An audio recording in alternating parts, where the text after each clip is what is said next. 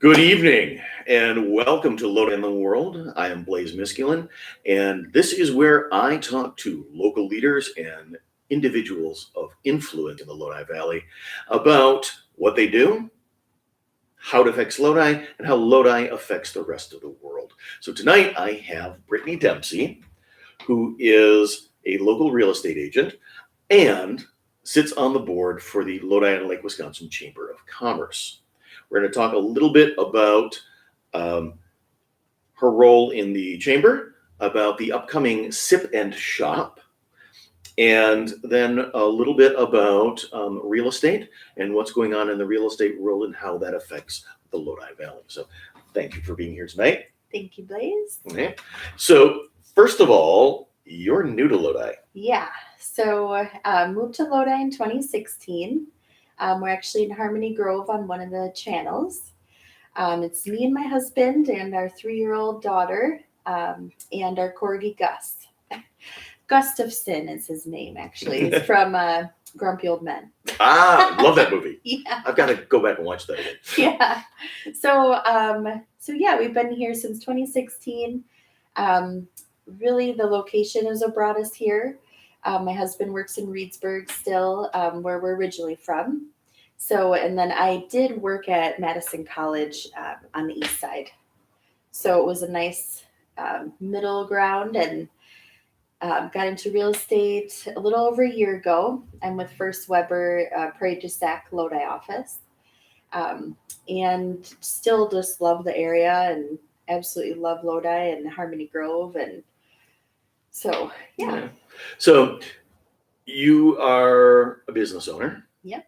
Okay. And you joined the Chamber of Commerce. What got you into the chamber? So first I joined just as a member for my business. Thought it'd be a great way to get my name out for First Weber. And there were 3 open seats on the board. And when I was at one of the meetings, they're like, hey, anybody interested in joining the board? And I was at first like, no way, that'll be way too much work. But then I was like, well, how much would it really be? How much work would it be? And they're like, oh, just, 1 extra meeting a month and then help with events. So I was like, okay, I'll do it. They needed help. And since we are newer to the area, I thought at least getting to know everybody on the board would be a great way to meet more people. Make some new friends. Starting to get there with some new friends, which is exciting. Hard to make friends as an adult. Yeah. Yeah. So really just diving right in and getting involved is why I even joined the board in the first place. So. And I've talked with Melissa on the show. And of course, off the show, I've been talking with Heidi, who has the Little Winnebago, and Jan, who owns the alpaca store, and a couple others here and there. And it seems to me that the board is pretty much all fresh. Yeah, it is. And there's a lot of very energetic, excited people who really want to get out and do things. Yes. Whoops. Excuse me. Gaffer. And I can't even, I could blame the cat. But one of the things that's come up is that the chamber has in the past been seen as a place that sponsors events. Sure. And that I've heard from a lot of people, yes, events are important, but that's not our purpose. So what do you believe is the purpose of the chamber? How do you approach it? Well, we want to shift that to focusing more on supporting our business owners and making their businesses thrive. So I think coming up, we'll be having more networking events for our business members to get to know each other in Lodi. I don't even know a lot of the people who are on who are members, so I think that's important to get your word out as a business is having these events where you can meet each other, support each other that way. Will make us stronger. And we're also going to do like lunch and learns where certain members can present to other members about their expertise in whatever business they're in. So Okay. can learn about different things. All right. Now let's talk a little bit about the. It's now called Sip and Shop. Yes. It had been previously the Wine Walk, and there have been some complaints about the Wine Walk in the past, and that it is a little bit too rambunctious. Sure. So both Melissa has said it, and when we were talking before going live, it is a different focus this time. Yeah. So what's the focus? What's going on? So Sip and Shop is going to be more focused on shopping, supporting our local businesses again. So we're hoping to have more vendors that actually sell things. So you can go shopping. It's right before the holiday season. So When is it? November 12th, Okay. 5:30 to 9. Tickets go live Saturday. I think, what is this Saturday, the 8th? What is today's 13th, 14, 15, 16th? 16th. Who knows what day it is? That's why I have this. So tickets go live online only this year, this Saturday at 8 a.m. Okay. So that's different too. Buying all online. And there'll be, I think, 300 tickets. So it's a little bit less than past two. And we're also going to be having some of our members who sell food, like we'll be having, we don't know yet who, but There will be food. There will be food. So people can have dinner too while they're doing the Sip and Shop. So bringing in more members that way also. So. And I think the food area at Susie Days was a wonderful addition. Yeah, it was. That, if I want to be there all day, I'm going to want to eat. Yeah. So even for this, at 5:30 to 9, you're talking 3.5 hours. Yeah. So during dinner time. And during dinner time. So that's wonderful. That's wonderful. Yeah. Yeah. So let's move on a little bit to what I really want to talk about is we focus on how Lodi affects the world and the world affects Lodi. And one of the things that is going on in the world, or in the US at least right now, is housing prices and the real estate, I want to say boom. Yeah. That everybody is selling. Well, not really. Okay, then explain that to me. Because I look around and I'm seeing for sale signs everywhere. Well, I mean, the market is very hot. Everybody knows the market's hot. Yeah. But it's a seller's market. So basically that means there's more listings. That means you can sell your house for more than you could probably get when it's a buyer's market, where the buyer has control. I've noticed the prices. Yes. But there is a shortage still of listings. So it's so competitive because there's not enough listings and there's so many buyers. Okay. So what is with the prices going up, why are so many people interested in buying right now? Well, I think rent is going up too, is why. Rent is so high. Rent a lot of times for my clients is their rent is more than their mortgage once they buy their home. Well, that's kind of standard. But I think, as it for relatively equal spaces. But it's rent will only keep increasing. Your mortgage is fixed. That's not going to increase unless Unless you do something stupid. Yes. Yeah. So I think that, with costs going up all around is probably something.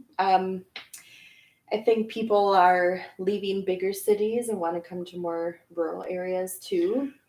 That is something that has been reported on a lot in the news lately, that especially with the past year in the work from home, that people are going, gee, I don't have to live in San Francisco. I Right. can live in, the middle of Kansas on a nice little 40-acre farm Right. as long as I've got internet. Yeah. That's the key. Yeah. Like, gotta have the high-speed internet. Gotta have the high-speed internet. Yeah. And I know that Lodi has always been a place that people look to as a wonderful little community. Yeah. And, but it's always, it's a half hour to Madison, or it's 45 minutes to here. And that's sort of wearing away now. People are able to come in. But we don't have a lot of housing here right now. Right. And one of the things that has been talked about is that the ways that Lodi can expand are kind of limited. I mean, we're surrounded by marsh in the city of Lodi. Right. Yeah. Dane has a new annex, the village of Dane, that's expanding, but nothing's built there yet. I mean, they're still doing infrastructure. How long does it take to build up sustainable real estate? No clue. All right. Well then. Oh my God. I don't know that question. That's fine. That's absolutely fine. Sometimes my questions go off onto tangents, because that is an issue Yeah. with Lodi. Is that I think a lot of people do want to live here. I mean, we have a little gem, I think, because the location and the amenities. So, being only 30 minutes from both sides of Madison is great. 3 sides, north, west, east. You're basically a half hour away. Yeah, so that's awesome. But then you still have the small community feel, of course. And then the lake, of course, is awesome. And being close to Devil's Lake and Parfrey's Glen and Devil's Head, all that. So it's a great spot to live, but we don't have a lot of housing besides what's already here. I don't know how we could fix that. I've been asked that as a board member. I've been asked, how can we fix, that's one of we did an analysis, a SWOT analysis. Which is what? Strengths, weaknesses, opportunities, threats. Okay. SWOT analysis. The board did to see, what are our strengths as a board, weaknesses, opportunities, and threats as a board. So one of them was housing. And everyone looked at me like, well, how can we fix this? I'm like, I don't know. So I don't know. I mean, I think we need to build more houses, but there's not a ton of empty lots. So yeah. I don't know. Okay. Now, when we're talking about building new housing, Lodi is an old city. You look at most of the, there's now a couple subdivisions that are going in that are newer. What we call Steckelville, up on Industrial Drive and around that area. A lot of us still considered to be new. Yeah. And that was 35 years ago. Oh. I was in college when that went up. And that was new, still new. And we still sort of consider that new, because you look at, my house is from 1920, and the Victorians in the area that are from the late 1800s. And are people looking more at the older, quaint houses that we have, or are they more interested in the newer houses when they come to you and look around? I mean, I think it really just depends on the buyer. I think the older homes are going to require more upkeep, and yep. And so no argument there. So, I think you have to appreciate the awesomeness of an old home and the unique characteristics, and be willing to put your work into them to maintain that. Mm-hmm. Where, if you just want a newer house where you don't have to do as much maintenance, then, you pick a newer house. So I think it kind of depends on the buyer. So you're not seeing a favored, a preponderance one way or the other. It's basically, really. I want to live in Lodi, and okay. I'm going to bring up what might be a sticky subject. Okay. Flood insurance. Yeah. Yeah. I've recently run into it trying to refinance, and that's an issue for downtown Lodi. I'm assuming that's an issue out on the lake. The lake doesn't flood, the river floods. Right. Well, all right. One of the things you have to understand about some of us is we consider the lake to start up at the grade. Interstate Bridge. Yeah, pretty much. Well, So Harmony Grove is on the lake, not the river, to a lot of us. yeah. So, I mean, you get into that area, is flood insurance still a thing up there? So when we moved there in 2016, I think is when we had a big flood. 16 or 17, there was another. I mean, it was. I mean, I know 08 had floods everywhere. No, it was 17 because I was back in the country. Okay. So I remember asking about that. I called the county, Columbia County, and asked. I'm like, hey, is it going to flood here on the lake? And she said in 30 years she's worked there, whoever I talked to, she said the lake has never flooded, but the river does. The river does. So really the river, Wisconsin River, I would say starts where the sandbars start. Yeah. And those homes along like Tipperary and going north. That's the kind of what I'm thinking of. Yeah, up there. And then on the other side, of course, closer to the interstate bridge, that is the river, and those do flood. And well, the water rises anyway. Yeah. It depends where your house is. But now, are those considered in the flood zone? Do you know? I think so. I know the grade on that side is. Yes. Yeah, and there are some homes even built on like stilts over there. But right now, there's no water right there. If you drive by, I don't know if you like going to Hookers. I don't get out that way much.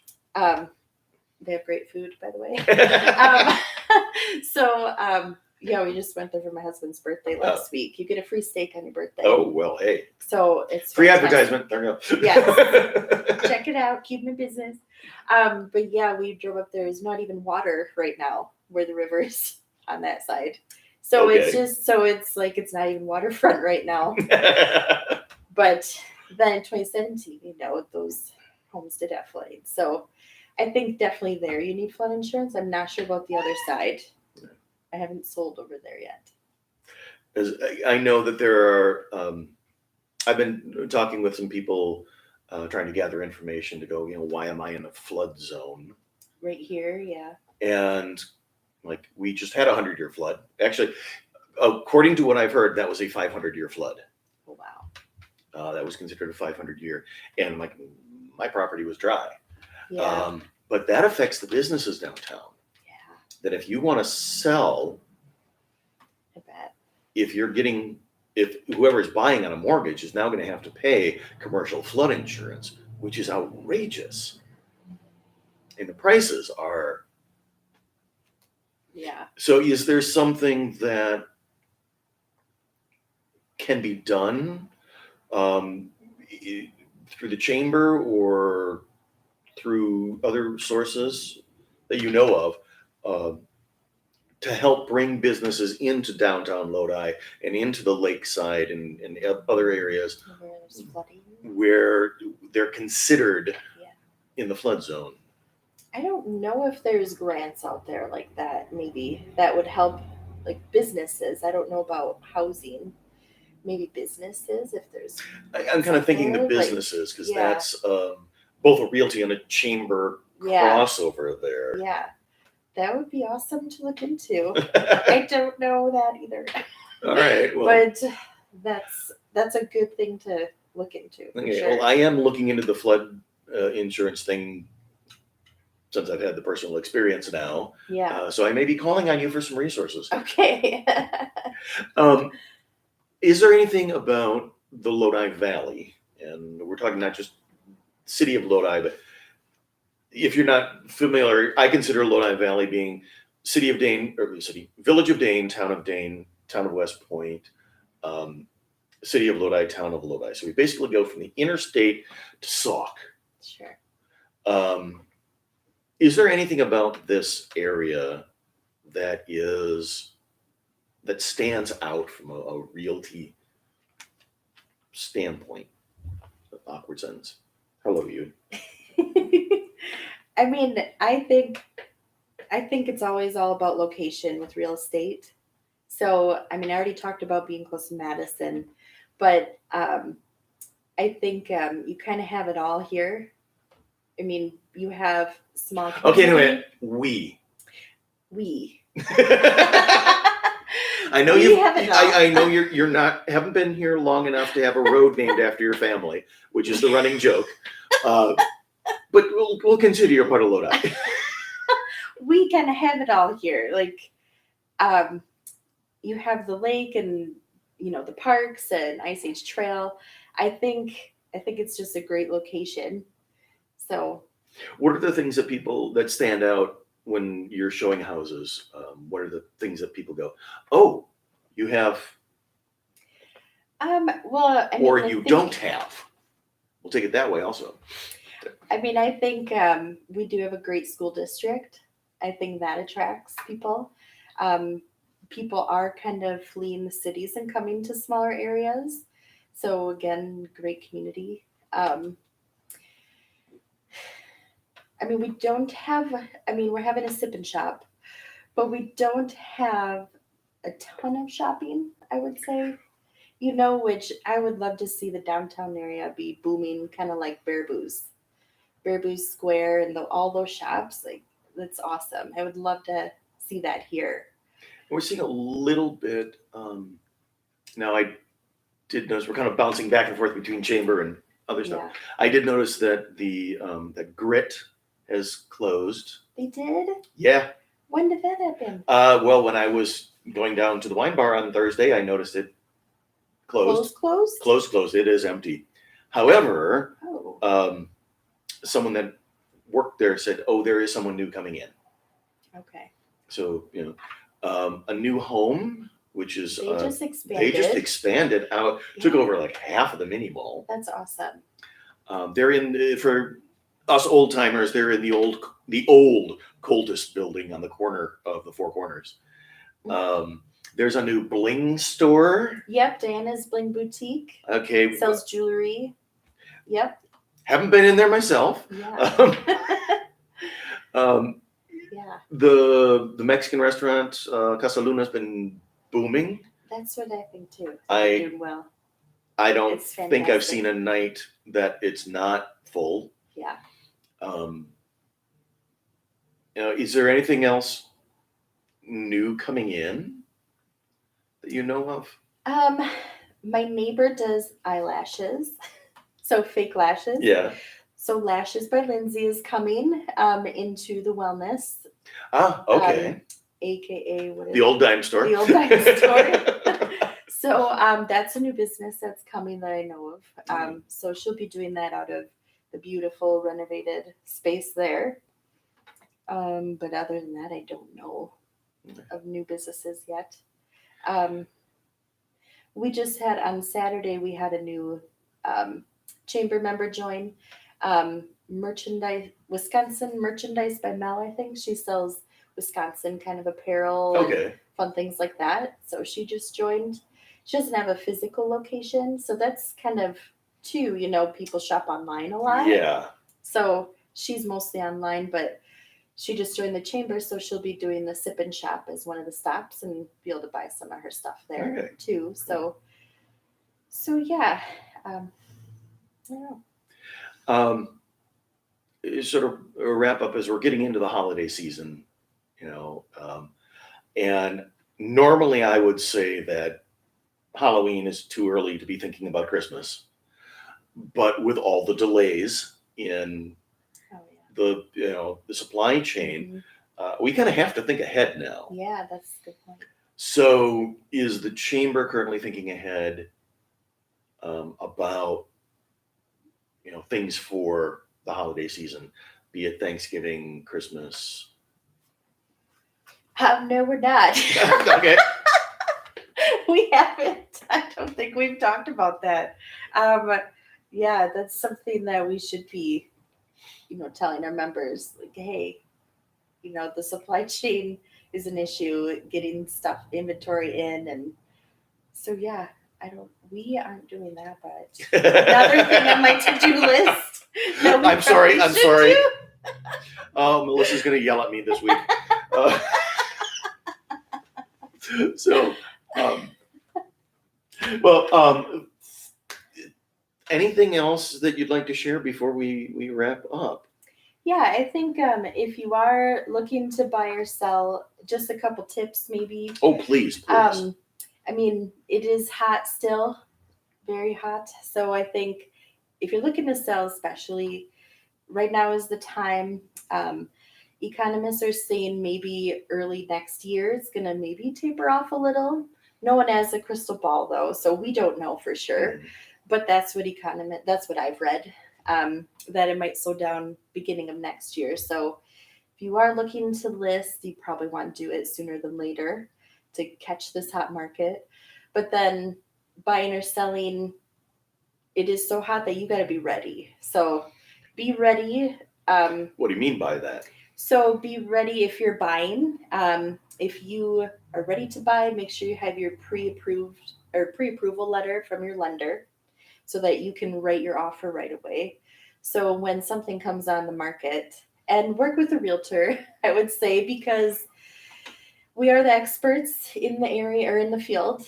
And since it is so crazy, we set up a search for you and you get the listings right away because it is so fast paced. Stuff flies off the shelf and then you miss this house. You didn't get to look at it. So be ready by working with an agent, having your pre-approval ready so you can actually write the offer. Because when you go look at a house, you've got about 24 hours sometimes to make a decision.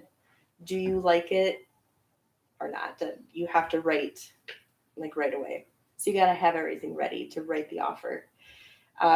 And selling, be prepared to see multiple offers, which I would say springtime, it's more like 5 to 8 offers we've seen come in on homes, which is a lot. In Lodi area, I would say closer, like even Sauk and then closer to Madison, you get 10 plus. I was, It's crazy. I have a coworker that just bought a house, and we've been talking about the process, and he's been regaling me with the horror stories of going in and going, we found a house, and I put down like $20,000 over what they were asking, and they laughed at me. And where is he buying? Well, he was looking mostly in Madison, and he says Madison is crazier than Lodi. Yeah, and he had looked in Sauk. He said Sauk was easier, but still says I got in there, and they said, "Oh, we already sold it." That it's So I mean, working with an agent is better because you see the listings right away. Mm-hmm. You can get in there. But yeah, Lodi is not as wild as Sauk, and then even more north, like Reedsburg. I'm from Reedsburg, so it's not as crazy, which is nice for people. I mean, sellers, maybe they like that, but some sellers don't. They don't want to be overwhelmed with 10 offers. So north of Lodi is even less crazy. But so be ready to go. And I would also just like to give a few tips about some things that buyers are doing with the crazy market to get their offer accepted. I've heard of a few things. Yeah. So what are they? I mean, one big thing that I do not recommend, and all good agents wouldn't recommend this either, is waiving a home inspection. Do not waive a home inspection ever, in my opinion, because it's a CYA. Yeah. Covers the seller's butt and the buyer's. So if you do an inspection and then you're the buyer, you know what's going on. You know if there's any major defects and you know what's coming towards you. And then the seller, it covers them too, where if there was no inspection, the buyer comes back a year later and says, this retaining wall collapsed, like, what the heck? You didn't disclose that in the condition report. If seller didn't know, obviously it's not in the report, but if you do the inspection, maybe that would have got caught and then buyer would know, covers everybody's tail. So I wouldn't recommend that, waiving that. I thought I had 2 tips. when it came in. I was going to have 2 tips. That was what. No, I've heard of people writing letters. Oh, buyer's letters. So that's actually a hot topic. Yeah. So buyer's letters, or AKA love letters. I've heard them called Yes. the love letters, and I was like, yeah, that's another crazy thing. So love letters have been around forever. I remember doing it when we bought our house. You basically write a note to the seller why you love the house and talk a little bit about yourself. Some people even include a picture of them. So those are love letters, and it's to persuade the seller to sell to you, which probably last January, NAR picked it up, National Association of Realtors. okay. Picked it up, or not picked it up, but basically is trying to ban them That's, because of equal housing. yeah. Yeah. I've heard sort of both sides on that, on the one hand, people really do want to sell to somebody that they think is going to love the house. Yes. And that's why these letters were originated. Yeah. But it opens with pictures, especially, it then opens up to, oh, I don't like that person's race, or I don't like, oh, that's a gay couple or whatever. I'm not going to sell to them. Right. Exactly. So you recommend not doing that? No. Yeah. Do not do it. I work for First Weber, and we actually have a new form now that's called buyer's letters, and it says a little blurb, and then it says, we will not be submitting buyer's letters because it violates equal housing laws. So, and when I have a listing, when I'm working with sellers, I tell them, do you want to accept these? And I try to talk them out of it. And I put right in the MLS agent notes, we are not accepting buyer letters. No. People can get in trouble for. Right. They're trying to ban them. Yeah. NAR's trying to ban them. And that's because it's a subjective kind of It thing. can easily, it comes down to even like, if you are like, oh, my family and whatever will love the house, like my kids, it could even, it could persuade people, like if you don't have kids, you're kind of discriminating against families or something, or it's just so you it go gets, way it left gets and broad. you don't want to be there. It gets broad. Yeah. So all right, some people, I've heard stories of people actually like stalking people on Facebook, like sellers on Facebook, looking their names up on the tax website, and then looking them up on Facebook and like messaging them and trying to persuade them. Creepy. Yeah, I would be like, not selling to you now. Not selling to you. No, But no. It's people are being outrageous, but there's other ways to have a leg up in the competition, if you can. So one thing is called an inspection clause. So do your home inspection, but also submit your inspection clause that your realtor would write up.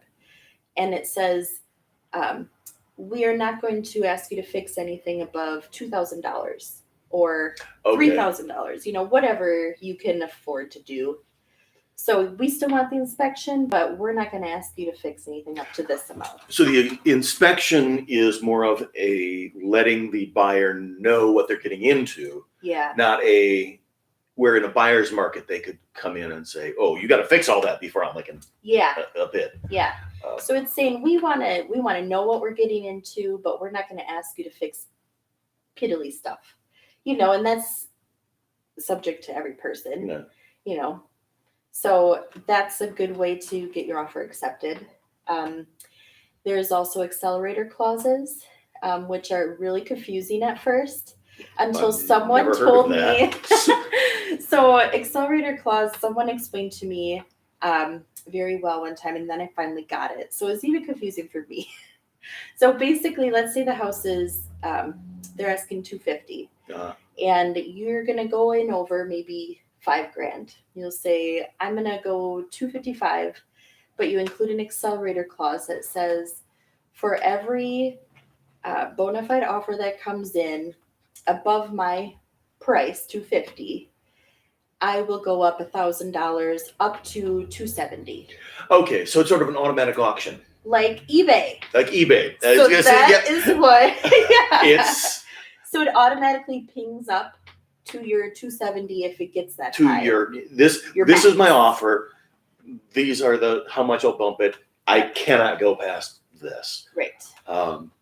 So Yeah. interesting. I've never I never think heard that of they've been around for a while, but it's really hot to use them right now. The closest I've heard, and my uncle did this down in the Chicago area, where it was a sealed bid on a house. I don't know what that is. Where you write down your offer and you hand it over, and that's it. The top bid got it. Top bid. So Okay. he wrote down $1 more than the highest bid. It's like Price is Right. and because he kind of knew I can afford anything that anyone is going to pay on this house. Sure. And he It's says, I want that house. Kind of similar. And so that was one of those. I've heard that done in other places. You say $1 more because I want it. And it does go, sometimes your $1,000 more wins, which in long run in a 30-year mortgage is nothing. Yeah. You know, I mean, even 5 to 10 in the long term is not a lot. If you're going to live there for a while, it's really not. Because, yeah, I mean, it's $1,000 over, well, $10,000 over 30 years is a couple hundred a year. Yeah. So in the long run, going over isn't too crazy, but you don't, if you're going to live there for at least 5 years, then it's okay probably. But if you're going to sell in a couple of years, you don't want to be going 20, 30 over, because then you probably won't get what you paid. That kind of brings me back, and I'm not sure how much you know about the financing side of all of this. Obviously, 10 years ago, there was the whole, we're underwater on our mortgage because people were getting these mortgages they couldn't afford and terms that they didn't know how to deal with. Is the mortgage side of things pretty stable now? Are the banks being more cautious about? Yeah, I mean, one of the big concerns when you're going a lot over, like if you go like 30 over or something, is it going to appraise out? So that's, of course, something where if you have an agent, they'll help you with the price, But yeah, we're still seeing everything appraise out unless it's real crazy. Like. Now, what do you mean by appraise out? So, meaning the appraiser says it's worth what you're going to pay. Okay. So it appraises out. Now, as part of my attempt at refinancing, I had an appraisal done as part of their requirement, and it was appraised at this value. And it said, but rebuilding it is almost twice as much. Like if you knock it down? Like if it burned down. Oh, if it burned down. Oh. I'm assuming, because it's a replacement cost. Yeah. And I'm like, and it's almost twice. What? And now I don't know enough about that side. Okay. And I was That's like, crazy. Now we're going into assessments for the city, where the city's going to come around and look at your house. What is the difference between an appraisal and an assessment for those who don't know? So I feel like I'm going to butcher this. The assessed value is that's what your taxes are based off of. So I think the appraisal is more like what the financial institution thinks it's worth, because the assessed value is the fair market value. So on the tax website, you can look up any house and it'll say fair market value is $100,000, but that's not necessarily what it's worth. So it's worth more than that usually. Well, that's so they're different but similar. I'm butchering this. Because my thing is, I've come to understand it, but when I first was buying the house, my first house, that there's like, well, this is what it's worth to buyers, and this house was in bad shape, and it still needs a lot of work, but it was in really bad shape. It was a foreclosure. Sure. So I got it really cheap. But the assessed value, I looked at it like, what? That's way more than I paid for it. Yeah. Now, are things going to be sort of the other way now, where your assessed value is going to be here in what the market is going for? Because the market bounces up and down. Mm-hmm. You never know from day to day what a house is going to be worth. So when people are looking at an assessment, they should they use that as a reasonable, what the house is worth, or is it it's always a good thing to look at. Like when I'm pricing a house, I always look that up on the tax website and see. But it varies so much by comparables in the area too, like what's sold. So the assessor or appraiser sometimes will ask if you're the listing agent. They'll ask you to pull your comps for them, your comparables. Okay. So comparables are what has sold in the area. Usually, well, it depends where you are for how many mile radius, but what's sold in the area compared to your home. So square footage, beds, baths, amenities, stuff like that. So it kind of is a system where things sell at a certain price, and if they assess at that price, then appraise at that price, then an appraiser, if you show them your comparables, they'll be like, okay, yeah, other homes are selling and appraising for that price too. So they they look at it and say, I think it's worth this much, but okay, here's 6 other houses in the area. What did they actually sell for? Yeah. So they'll adjust their appraisal up and down based on what other homes are selling for and appraising for, so that you can see that in the MLS too. So, yeah.